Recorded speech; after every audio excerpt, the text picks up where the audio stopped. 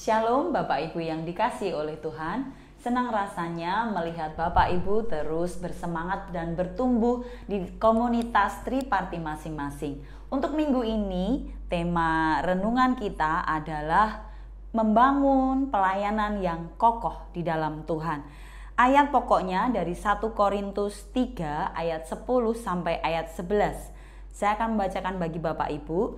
Sesuai dengan kasih karunia Allah yang dianugerahkan kepadaku, aku sebagai seorang ahli bangunan yang cakap telah meletakkan dasar dan orang lain membangun terus di atasnya.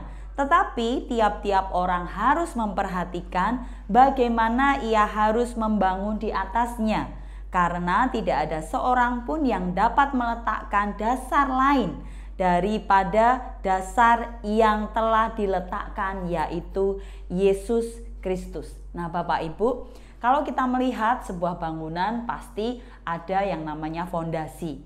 Nah, apakah bangunan itu bisa berdiri dengan kokoh atau tidak sangat dipengaruhi dari fondasi yang pertama kali diletakkan. Kalau kita mau bangunan yang dibangun bisa berdiri dengan baik, berdiri dengan kokoh, yang harus kita lakukan adalah berikan dasar atau fondasi yang juga baik adanya, yang juga kuat, yang juga kokoh. Sehingga ketika hal-hal itu terjadi, maka bangunan itu akan tetap tegak berdiri. Sama juga dengan pelayanan kita. Akan ada banyak hal yang kita hadapi, yang kita alami, tapi apakah kita mau terus teguh, terus kokoh, melayani Tuhan tetap setia, atau kita berhenti di tengah jalan? Itu tergantung dari apa yang menjadi dasar ketika kita melayani Tuhan. Yang pasti yang menjadi dasar harusnya adalah Tuhan Yesus Kristus. Nah, sharing kita hari ini adalah dasar pelayanan. Yang pertama adalah dasar pelayanan. Seperti 1 Korintus 3 ayat 11 berkata, Yesus Kristus adalah satu-satunya dasar pelayanan. Jadi tidak ada dasar lain ketika kita menghendaki pelayanan kita tetap setia, tetap kuat di dalam Tuhan. Yang menjadi dasar satu-satunya hanyalah Tuhan Yesus. Bukan motivasi yang lain, bukan hal-hal yang lain, bukan untuk mencari pujian, bukan supaya dilihat orang, bukan supaya mendapatkan sesuatu, tetapi yang menjadi dasar adalah Tuhan Yesus Kristus, satu-satunya dasar. Nah, bagaimana kita bisa membangun pelayanan yang kokoh di dalam Tuhan? Yang pertama adalah perhatikan kualitas pelayanan kita. 1 Korintus 3 ayat 12 berkata, entahkah orang membangun di atas dasar ini dengan emas, perak, batu permata, kayu, rumput kering, atau jerami. Jadi pilihan ada di tangan kita.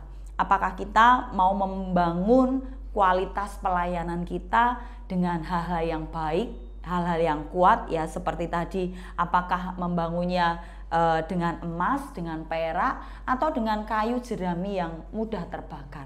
Semuanya tergantung kita. Ketika kita rindu pelayanan kita menjadi berkat bagi banyak orang, pelayanan kita boleh memancarkan kemuliaan Tuhan, yang harus kita lakukan adalah mari lihat kualitas pelayanan kita.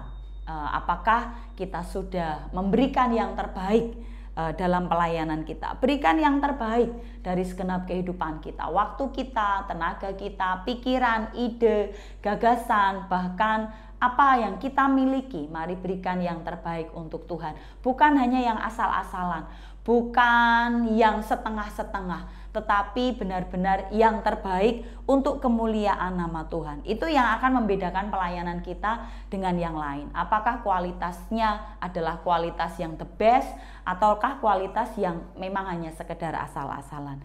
Yang kedua, bagaimana kita membangun pelayanan yang kokoh di dalam Kristus adalah pelayanan yang tahan uji. 1 Korintus 3 ayat 13 berkata, karena hari Tuhan akan menyatakannya, sebab ia akan nampak dengan api, dan bagaimana pekerjaan masing-masing orang akan diuji dengan api itu. Jadi Bapak Ibu, ketika kita melakukan pelayanan, pasti akan ada hal-hal yang mungkin tidak menyenangkan hati kita, tidak sesuai dengan harapan kita. Nah, itu adalah ujian. itu adalah ujian bagi pelayanan kita. Apakah kita mau tetap bertahan, apakah kita mau undur, apakah kita mau terus maju, ataukah kita mau stop sampai di sini saja. Itu pilihan di tangan kita. Tetapi firman Tuhan mengatakan bahwa akan nampak seperti api, bahwa api itu yang akan menguji setiap pekerjaan kita, setiap pelayanan kita. Kalau dia terbuat dari jerami, dari kayu, pasti akan mudah terbakar. Tapi kalau dari emas, ketika dibakar dia akan lebih lagi menjadi emas yang murni, perak yang murni juga. Nah, mari kita memiliki pelayanan yang tahan uji.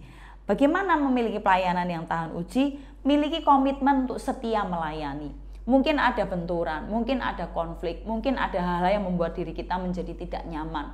Tetapi pilihan kita, apakah kita komitmen terhadap pelayanan kita, setia terhadap pelayanan kita, ataukah tidak. Yang kedua adalah tidak menyerah terhadap tantangan dalam melayani. Dunia semakin berubah, ada semakin banyak tantangan ketika kita mau melayani Tuhan, tetapi bagaimana dengan respon kita? Apakah kita menyerah ataukah kita tetap membangkitkan semangat kita untuk kita melayani? Kenapa kita harus melayani Tuhan, harus tahan uji? Bapak Ibu ingat bahwa ada upah yang menanti ketika kita tahan uji dalam pelayanan kita. Jadi dua hal ini, bagaimana kita membangun pelayanan, perhatikan kualitas pelayanan kita, dan pelayanan yang tahan uji. Bapak Ibu, pesan yang harus dilakukan adalah jadikan Yesus sebagai satu-satunya dasar pelayanan, dan berkat jika kita melakukannya adalah pelayanan yang tahan uji dan menjadi berkat buat sesama kita. Akibat jika tidak melakukan, pasti kita mudah menyerah dan tidak mendapatkan upahnya. Nah, kemudian Bapak Ibu silahkan masuk ke dalam sharing komsel masing-masing. Ada 2 pertanyaan yang bisa untuk kita sharingkan. Yang pertama adalah sharingkan apa yang menjadi motivasi Bapak Ibu ketika melayani. Baik itu bisa di gereja, dalam pekerjaan, dalam keluarga. Kemudian yang kedua adalah bagaimana saudara menjaga pelayanan saudara tetap murni. Sharingkan bagaimana Bapak Ibu menjaga pelayanan Bapak Ibu tetap murni di hadapan Tuhan. Proyek ketaatan kita adalah fokus pada pribadi Tuhan Yesus saat melayani. Dan pokok-pokok doanya yang pertama adalah untuk gereja Tuhan dan seluruh jemaat Ebenezer dan Sion Sisi. Yang kedua adalah untuk Bapak Ibu Gembala dan juga semua hamba Tuhan yang ada. Yang ketiga, kita akan terus berdoa untuk ulang tahun Ebenezer yang ke-55. Dan yang keempat, kita akan terus doakan untuk kegerakan komsel atau triparti di Ebenezer maupun di Sion Sisi. Jangan lupa Bapak Ibu, yang terakhir adalah doa berkat bagi keluarga yang ditempati dalam Bilangan 6 ayat 24 sampai 26. Selamat bertriparti, selamat berkomunitas minggu ini, makin semangat setia melayani di dalam Tuhan. Tuhan Yesus memberkati. Salam discipleship.